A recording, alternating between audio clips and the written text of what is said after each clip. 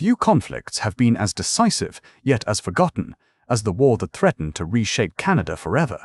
Behind every settlement, every frozen river, and every silent forest, Britain's bold choices would determine who survived and who was lost. The year was 1812, and the tension along the North American frontier was reaching a breaking point. Britain, embroiled in a much larger global conflict against Napoleon, faced a challenge few expected to be so perilous: the defense of Canada against the growing ambitions of the United States.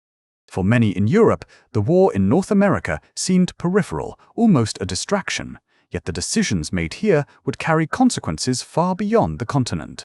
At the heart of this conflict was a question of survival and strategy, the delicate balance of maintaining colonial influence while avoiding overextension in a theater where resources were scarce and the stakes extraordinarily high. Local populations, British officers, and militia leaders alike were forced to navigate a landscape of uncertainty, improvisation, and constant negotiation. Each choice, whether to reinforce a vulnerable outpost or delay a response, carried potential for disaster, and the margins between victory and defeat were surprisingly narrow. It was a time when timing mattered more than numbers, and foresight could alter the course of nations. The atmosphere along the Canadian frontier was defined by quiet anxiety, the kind that spreads through a community aware that larger forces are at play, yet without clarity about who would prevail. Merchant and military communications revealed the strain across thousands of miles, a distant war echoing in every decision made by commanders struggling to allocate scarce manpower and supplies. Local militias, settlers, and indigenous allies all had to be considered, each presenting unique constraints and advantages. The British faced not just the American military, but the challenge of coordinating multiple groups whose loyalties and capacities varied widely. Intelligence was fragmented, reports often delayed or contradictory, forcing commanders to act on limited information and to trust judgment honed through years of experience. Early skirmishes and patrol encounters suggested that American forces were probing defenses, testing reactions, and seeking to exploit perceived weaknesses. Such movements, while limited in scale, carried disproportionate weight in shaping strategic choices. Officers calculated risk carefully, weighing potential gains against possible setbacks. Every dispatch carried a dual purpose: to inform and to persuade, ensuring that decision-makers understood both the immediate reality and the broader context. The frontier's harsh climate compounded these difficulties, slowing movements, straining supplies, and amplifying the consequences of any misstep. Winter snows and spring floods were as much adversaries as any opposing force, requiring innovative thinking and local knowledge. At the same time, communication with Britain was slow, leaving commanders with responsibility for critical decisions far from direct oversight. The tension was not built on overt violence alone, but on the intricate, often invisible challenges of logistics, timing, and human endurance. Across the settlements and forts, there was an acute awareness that failure in even a single engagement could cascade into larger losses, affecting not only the military situation but the civilian population who relied on British protection. In this environment, calm judgment and adaptability were the currency of survival. The early months of conflict demonstrated that those who could think several moves ahead, anticipate enemy intentions, and manage limited resources had a decisive advantage. Yet there was no room for certainty. The war's unfolding demanded patience, observation, and the courage to act despite incomplete knowledge. Britain's efforts were not simply reactive, but carefully calculated interventions designed to shape the broader trajectory of the conflict, ensuring that Canada remained secure despite the looming pressure. These initial decisions set the tone for a conflict that would last several years, emphasizing foresight, resilience, and the importance of strategic patience. And yet, for all the careful planning and preparation, one could not predict which actions would ultimately prove decisive, nor which leaders would leave a lasting mark on the history of this largely forgotten war. The declaration of war by the United States in June 1812 brought a new level of urgency to Canada's precarious situation. Suddenly, the frontier that had seemed a distant concern for European policymakers became the primary theater of conflict, where decisions would matter in ways that reached far beyond the battlefield. British commanders, already stretched thin by commitments in Europe, now faced the challenge of defending a territory vast in scale, yet sparsely populated and lightly fortified. Every choice carried consequences, not only for the troops under their command, but for the settlers and indigenous communities whose survival depended on strategic foresight.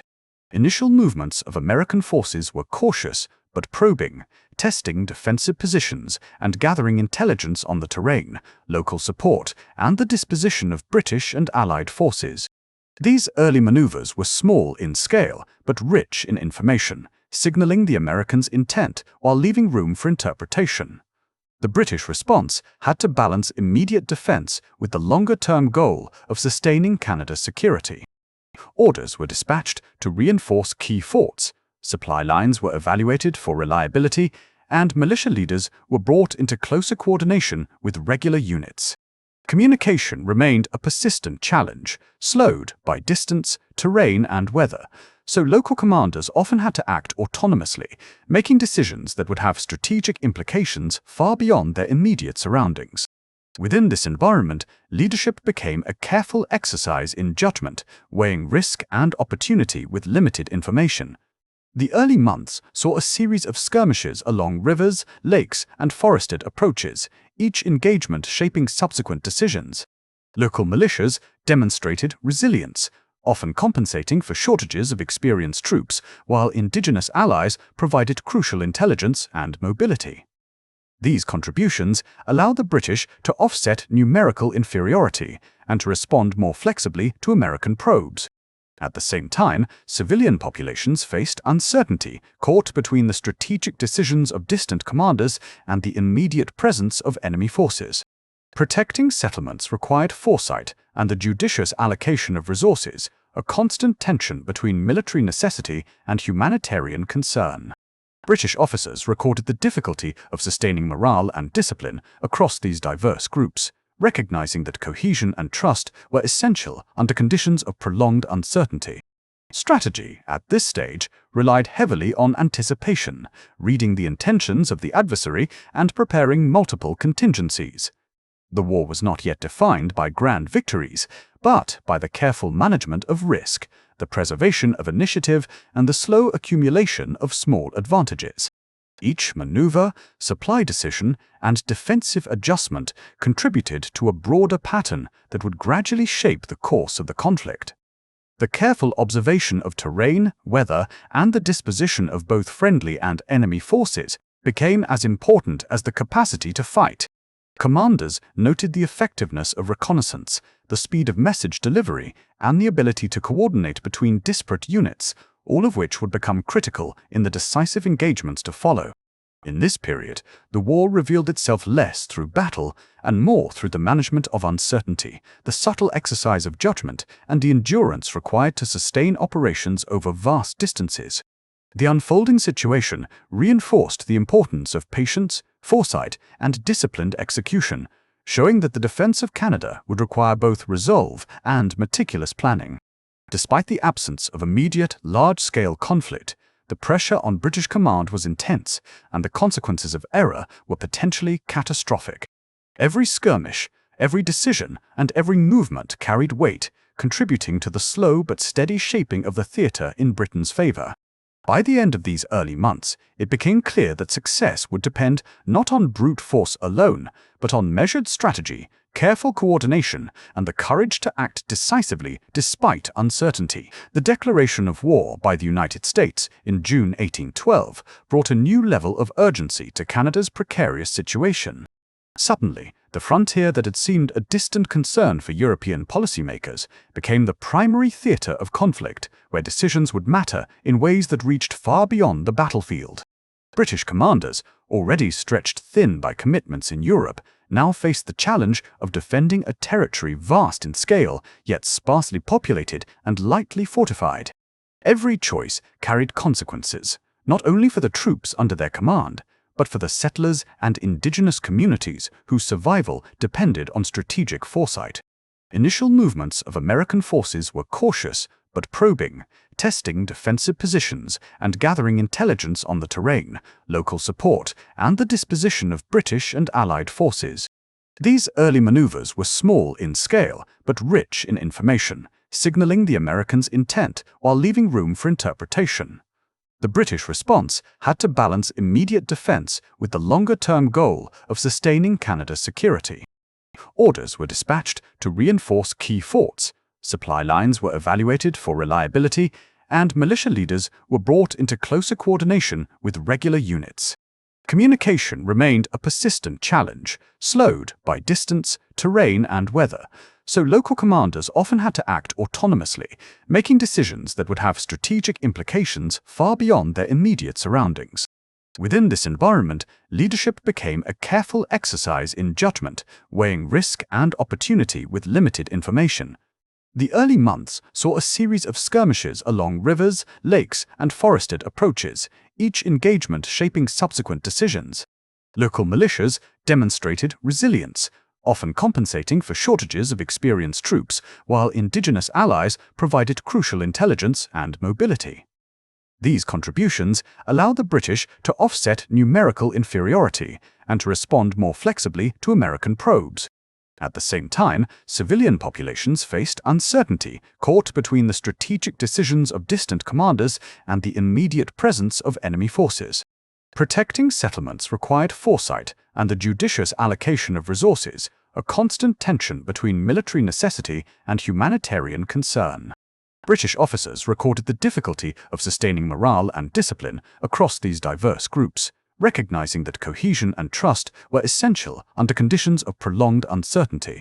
Strategy, at this stage, relied heavily on anticipation, reading the intentions of the adversary and preparing multiple contingencies.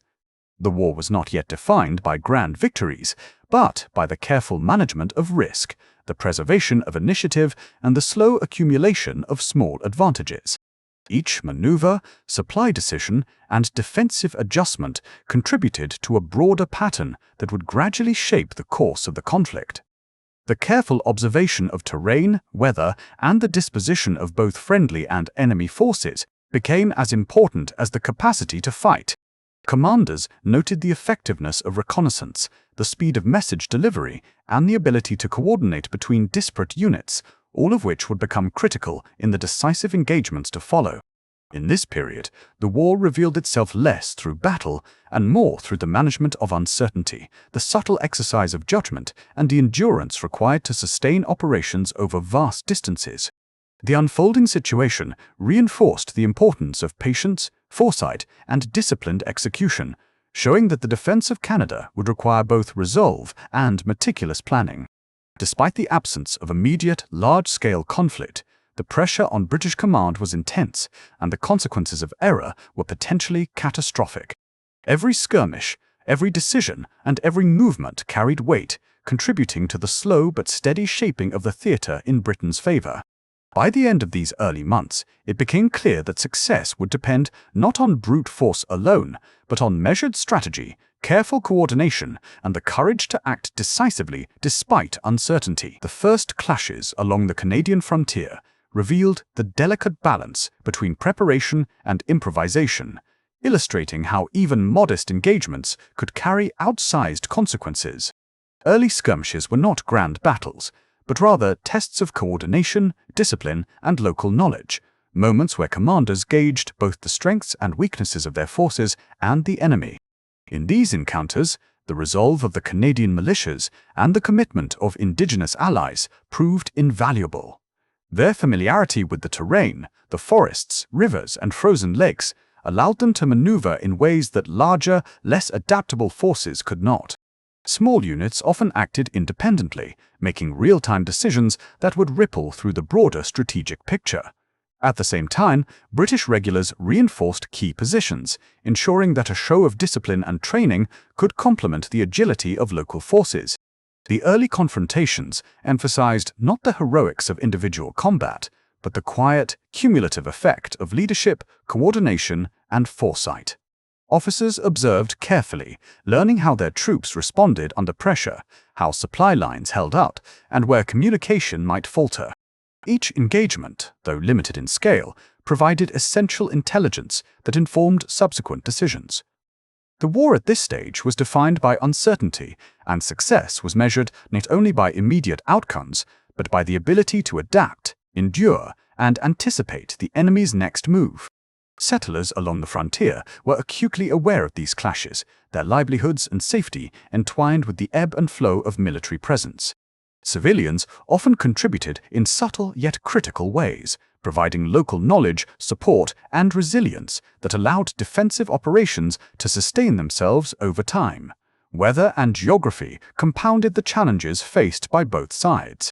Harsh winters slowed movement, spring thaws transformed rivers into obstacles, and dense forests concealed both threats and opportunities.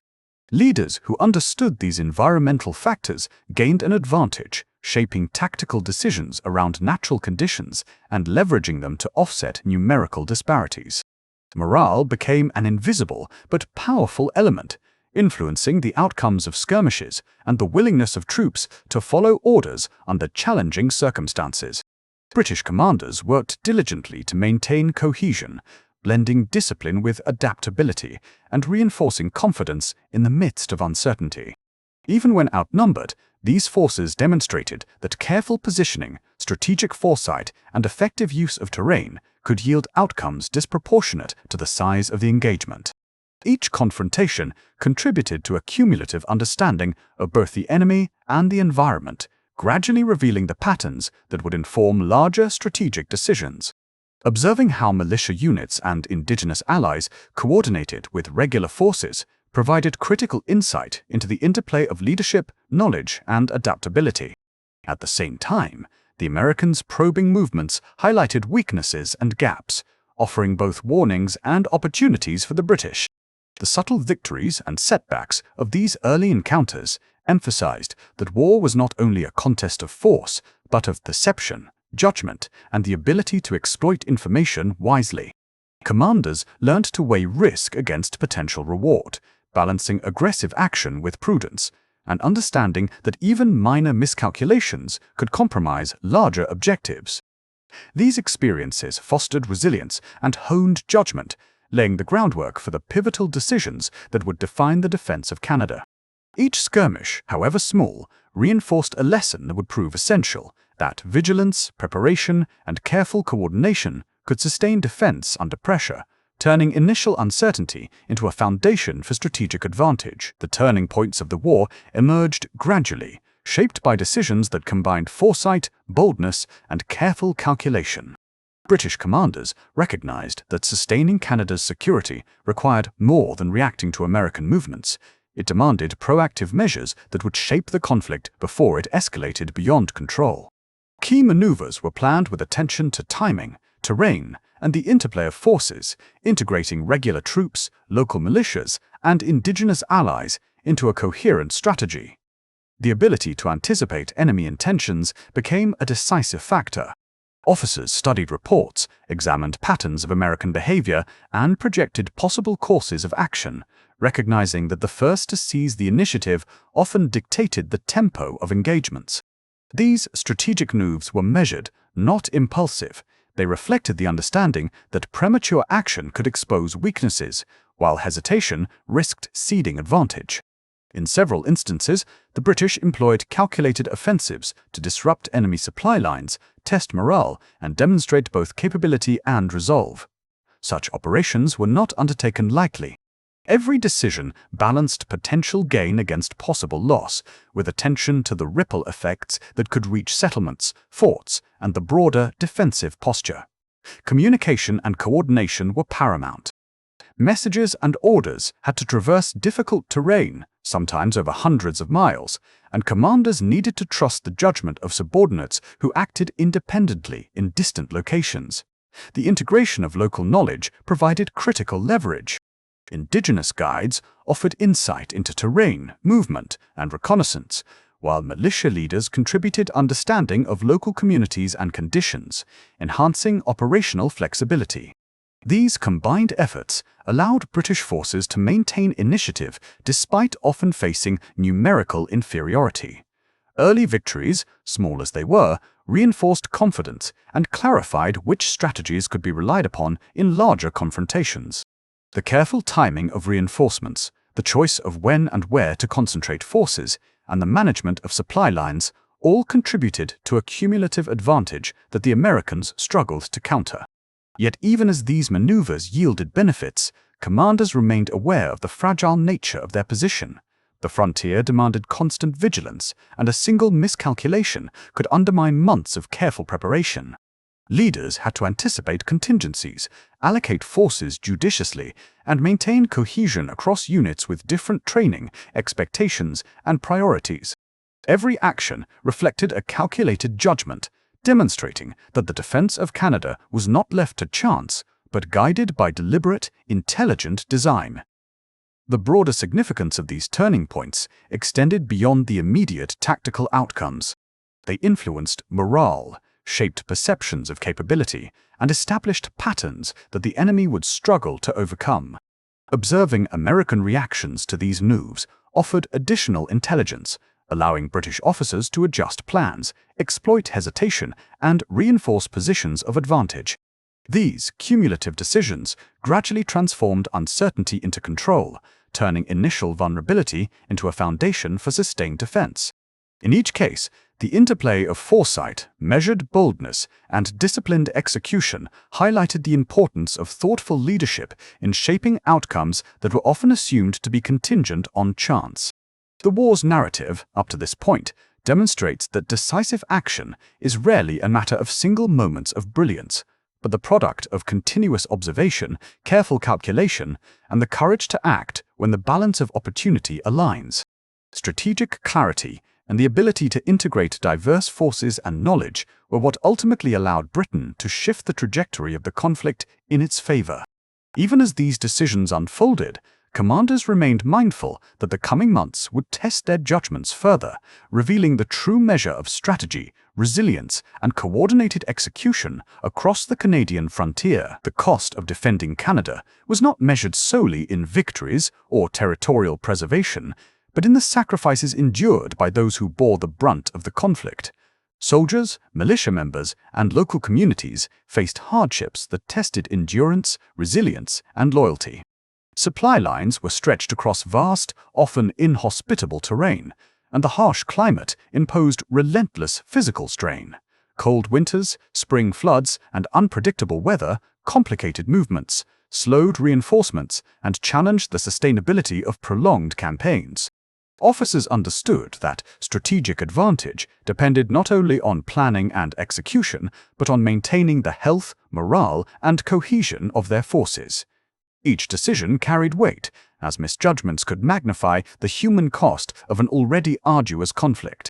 Local militias and indigenous allies often took the most immediate risks, patrolling contested areas, gathering intelligence, and engaging in skirmishes that, while small in scale, could have significant operational consequences.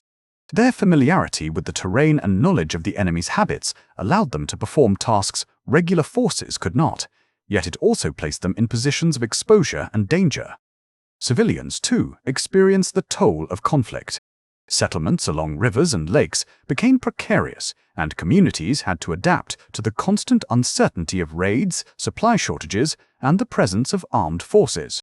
Leaders were compelled to balance the strategic necessity of defense with the practical requirements of safeguarding populations. Maintaining this balance required careful allocation of resources, prioritization of threats, and constant communication across dispersed units. Casualties, fatigue, and limited provisions were daily realities that could not be ignored. British officers meticulously recorded these conditions, recognizing that the endurance and reliability of their forces were critical to the overall success of the campaign.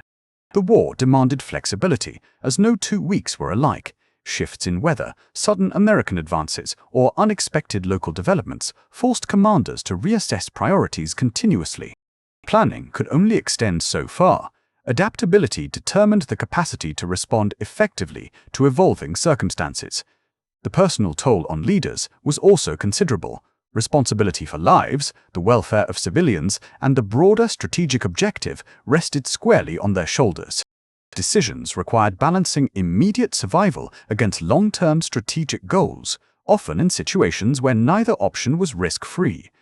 Leadership demanded patience, calm judgment, and the ability to inspire confidence among those who depended upon it. This period also highlighted the cumulative effect of small, deliberate actions. Patrols, fortification improvements, and coordinated supply management all contributed to a resilient defense. Each successful maneuver, each cautious engagement, reinforced stability and provided a platform for larger strategic operations.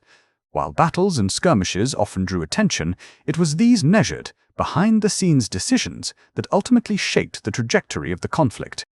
Observers noted that the human dimension, the endurance, discipline, and coordination of diverse forces was as significant as the military engagements themselves. Those who could sustain morale, manage limited resources, and integrate the contributions of militia, indigenous allies, and settlers gained a decisive advantage. The sacrifices endured during this period were neither dramatic nor widely celebrated, yet they were essential. They allowed Canada to hold against persistent pressure and provided the foundation upon which subsequent strategic decisions would succeed. The human cost reinforced the understanding that the war was not merely a contest of armies, but a test of organization, resilience, and judgment under conditions of sustained uncertainty.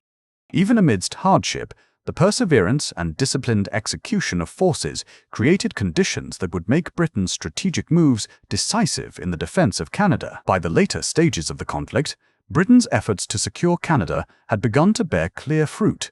The cumulative effect of careful planning, disciplined execution, and the integration of diverse forces had transformed a precarious situation into one of measured advantage. Strategic positions were reinforced, supply lines stabilized, and intelligence networks provided commanders with the clarity needed to anticipate American movements. Local militias and indigenous allies continued to play an essential role, their knowledge of terrain, enemy habits, and seasonal patterns, allowing British forces to act with precision even across vast distances. The decisions made in earlier months, fortifying key outposts, prioritizing mobility, and coordinating multiple groups, were now paying dividends as the Americans encountered resistance at every critical point. Engagements were no longer isolated skirmishes, but part of a broader pattern of containment, demonstrating that foresight and preparation could offset numerical or logistical disadvantages.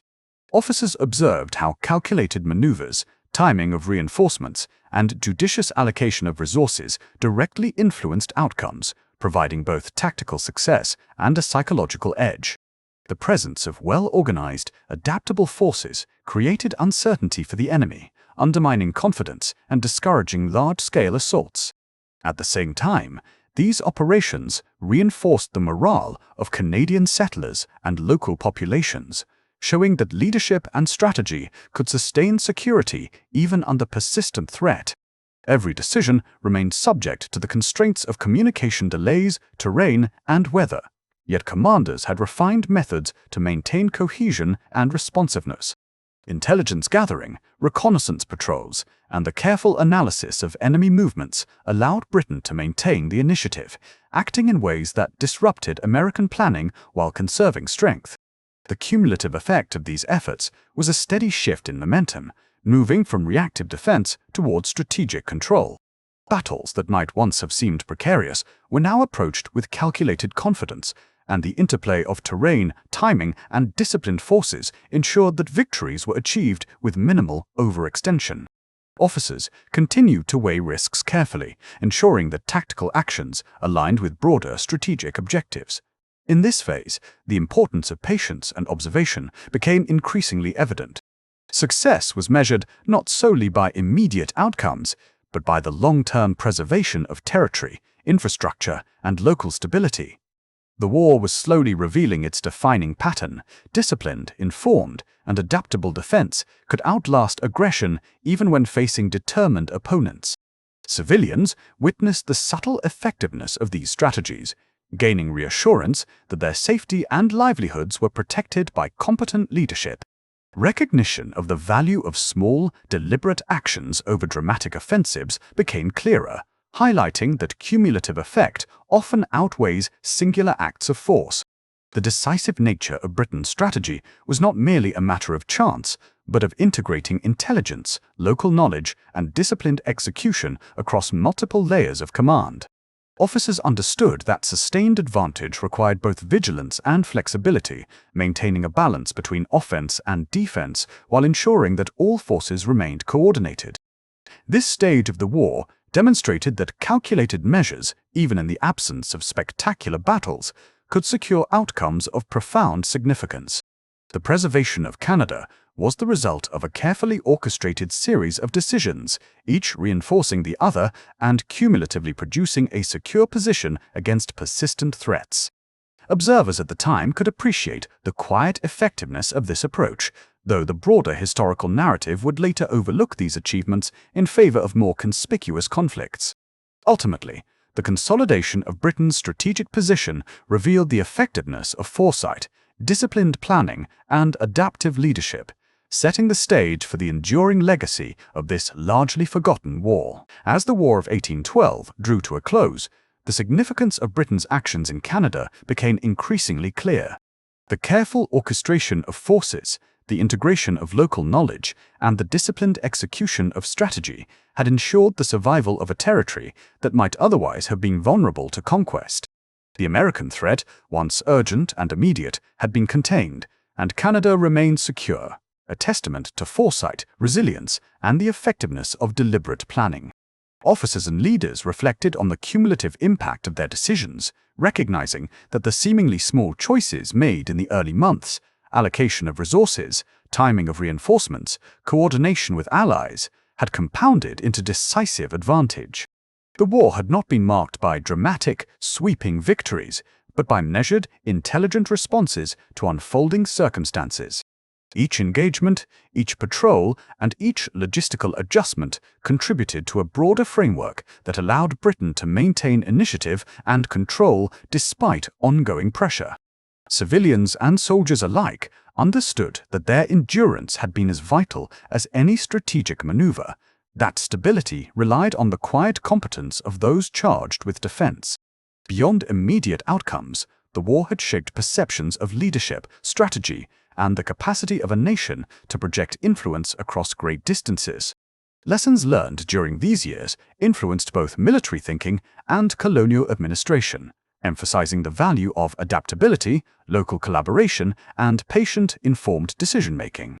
The preservation of Canada was not merely a military achievement, but a demonstration of the interplay between human resilience, knowledge, and disciplined execution under conditions of sustained uncertainty. In retrospect, the War of 1812 highlights how conflicts often remembered as peripheral or forgotten can carry profound consequences, shaping borders, alliances, and national identity in ways that endure for generations.